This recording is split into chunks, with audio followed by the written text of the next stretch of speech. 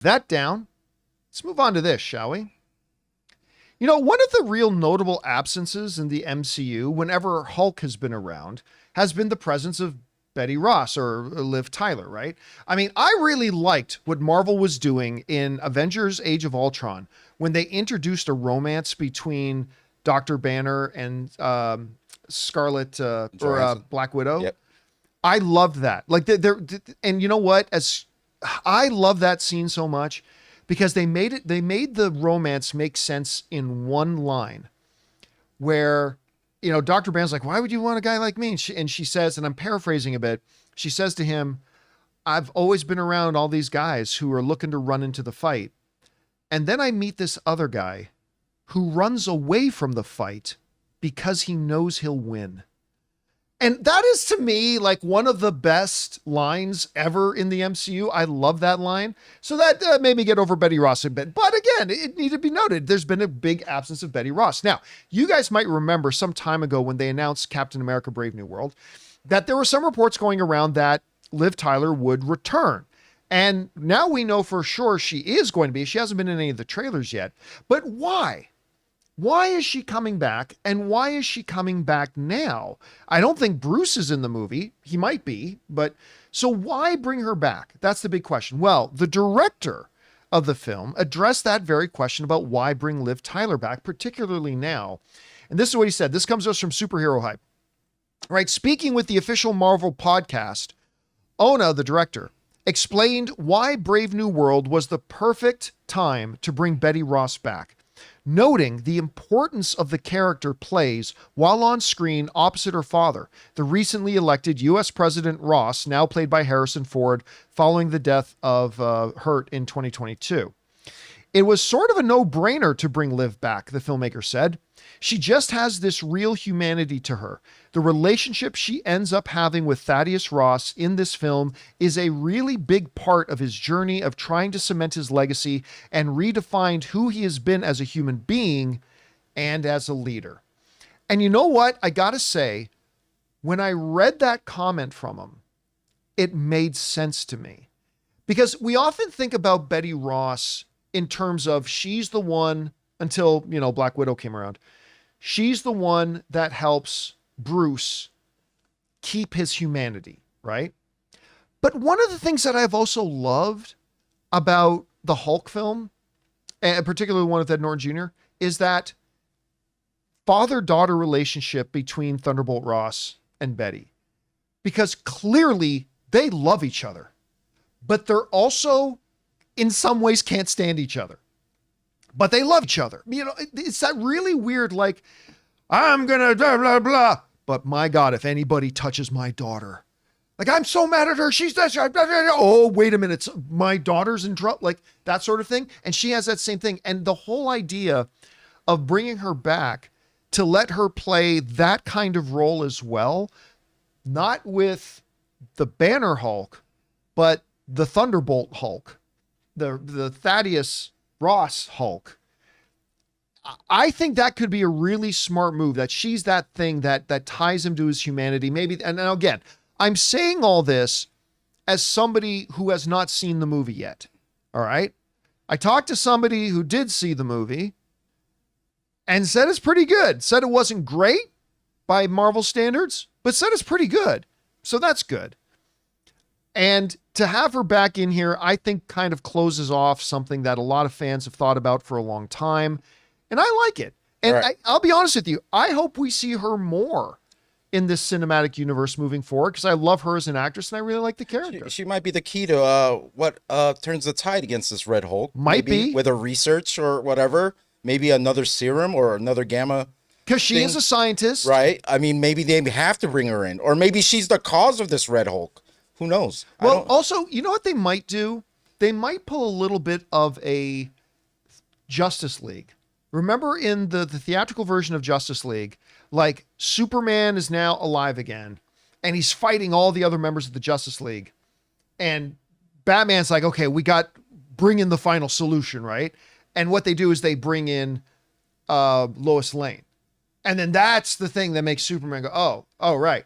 So maybe they're going to have a little bit, again, purely speculating. Right. I have no evidence that this is happening in the movie at all.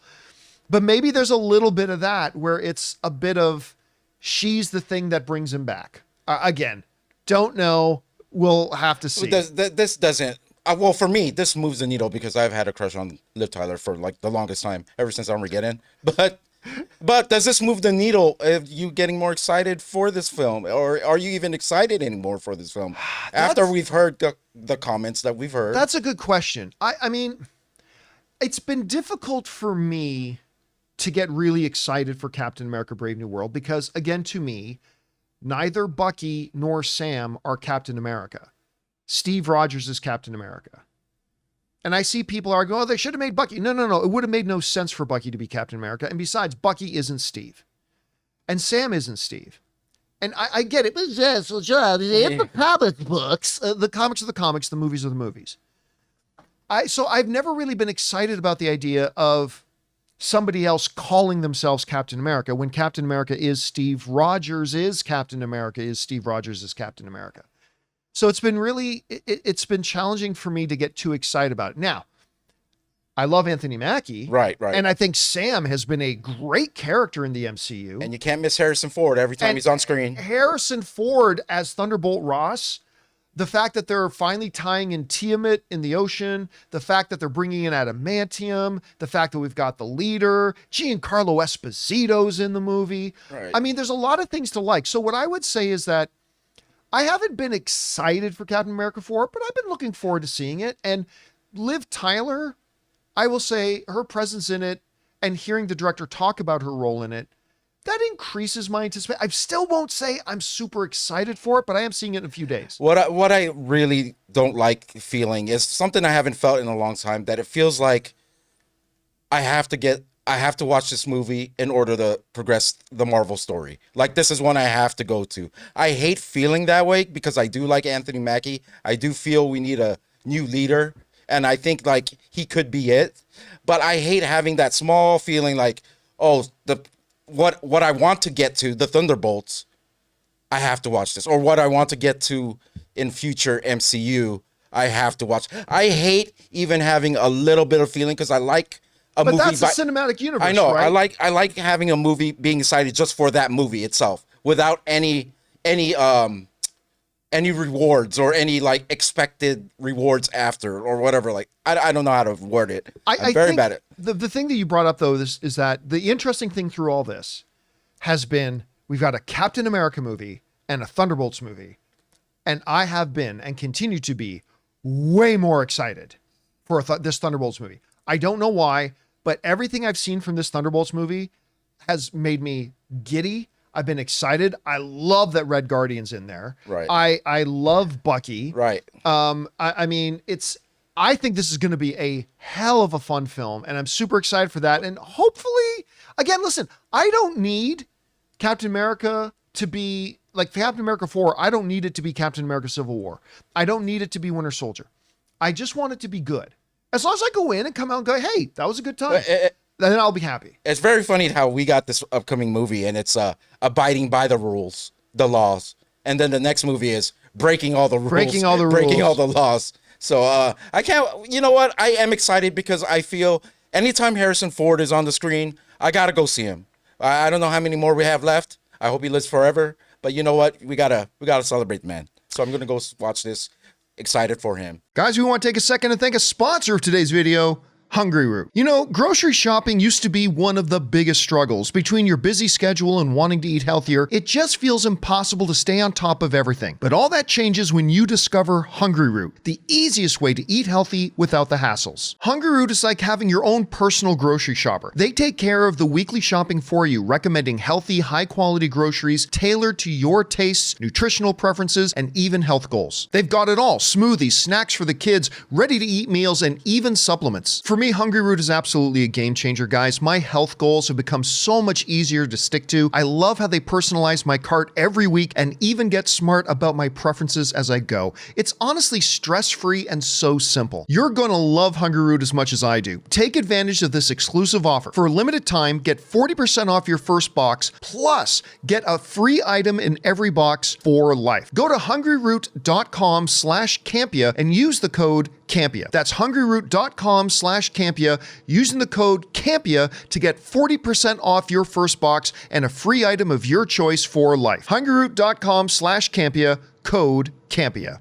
All right, guys. Question is for you. What do you think about this? Do you like the explanation from the director as to why this is the time to bring Liv Tyler back into the MCU?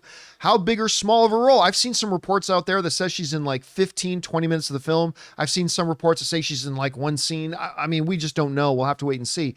Whatever you guys think about this, jump down to the comment section below and let us know your thoughts. Hey guys, thanks so much for watching this video. Make sure you like the video, leave a comment, and subscribe to our channel. And don't forget, we have a daily podcast called the John Campea Show podcast, available on Apple Podcasts, Spotify, or your favorite podcasting app of choice. Go and subscribe to it today so it'll be there when you need it.